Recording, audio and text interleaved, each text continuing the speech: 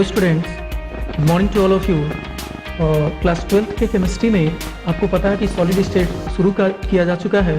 Solid state में जो पिछले लेक्चर में आपको मैंने बताया था क्रिस्टल जालक और एकक कोष्टिका के बारे में, तो उसको थोड़ा सा यहाँ मैं फिर बताना चाहूँगा आपको। जैसे ऐसे समझिए कि अगर ये जो बॉक्स है ये कोई एकक कोष्टिका है, इस बॉक्स के चारों तरफ आमने सामने ऊपर नीचे हर तरफ हम इसी तरह के बॉक्स अगर अरेंज करेंगे तो जो पूरा एक बहुत बड़ा स्ट्रक्चर बनेगा जिसको हम बोलते हैं क्रिस्टल जालक। उस पूरे क्रिस्टल जालक का एक छोटा सा हिस्सा जो ये बॉक्स आपको दिख रहा है, इसी को हम बोलते हैं एकक कोष्टिका या इसी को हम बोलते हैं यूनिट सेल, जो पूरे क्रिस्टल के बारे में अकेला मतलब जानकारी देने के लिए पर्याप्त है। तो एकक कोष्टिका को विस्तृत रूप से दो भागों में बांटा जाता है, जिसमें सबसे पहले वाले को हम बोलते हैं आद्य एकक कोष्टिका, या इसको हम कहते हैं corner unit cell. Corner unit cell का मतलब यह है कि ऐसी एकक कोष्टिका जिसमें जो क्रिस्टल के जो अवयवी कण हैं वो बस अगर कॉर्नर पे उपस्थित है तो उसको हम कहते हैं आद्य एकक कोष्टिका। एग्जाम्पल के तौर पे अगर इस क्यूब को हम लेते हैं तो इसमें जितने भी कॉर्नर, टोटल 8 कॉर्नर्स होते हैं आपकी एक घनी एकक कोष्टिका में, या जिसको बोलते हैं क्यूब। तो क्यूब में जैसे 8 को टोटल 8 कॉर्नर्स हैं, तो हर एक कॉर्नर पे बस एक एटम है कोई, तो उस प्रकार की एकक कोष्टिका को हम कहते हैं आद्य एकक कोष्टिका। अच्छा, दूसरा जो है उसको हम बोलते हैं केंद्रित एकक कोष्टिका, या इसी को कहते हैं सेंटर्ड यूनिट सेल।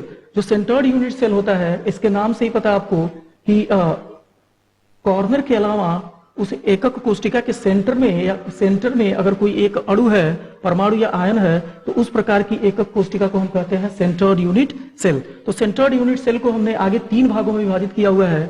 सबसे पहले वाले को बोलते हैं फलक केंद्रित एकक कोष्टिका, दूसरे को अंतः केंद्रित एकक कोष्टिका, और तीसरे को कहते हैं अंत केंद्रित एकक कोष्टिका।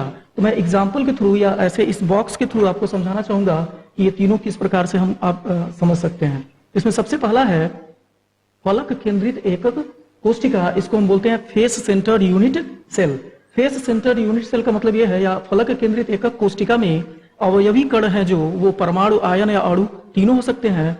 तो जो फलक केंद्रित एकक कोष्टिका होती है उसमें जो अवयवी कण होते हैं वो कोने मतलब कॉर्नर पे तो उपस्थित होते ही होते हैं, साथ साथ प्रत्येक फलक के केंद्र में भी एक परमाणु उपस्थित होता है। तो जो फलक केंद्रित एकक कोष्टिका है उसकी परिभाषा ये हो गई कि ऐसी एकक कोष्टिका जिसमें अवयवी कण कॉर्नर के अलावा उस घन के सेंटर में भी उपस्थित है, तो उस प्रकार की उस घन के प्रत्येक फलक के केंद्र में भी एक परमाणु है, तो उस प्रकार की एकक कोष्टिका को हम कहते हैं फलक केंद्रित एकक कोष्टिका। जैसे एग्जाम्पल के तौर पे अगर इसको आप फलक केंद्रित एकक कोष्टिका के रूप में अगर समझना आपको, तो ऐसा समझिए कि इसमें हर एक कॉर्नर पे एक एक एटम है, और आपको पता है कि एक क्यूब में टोटल 6 फेस होते हैं।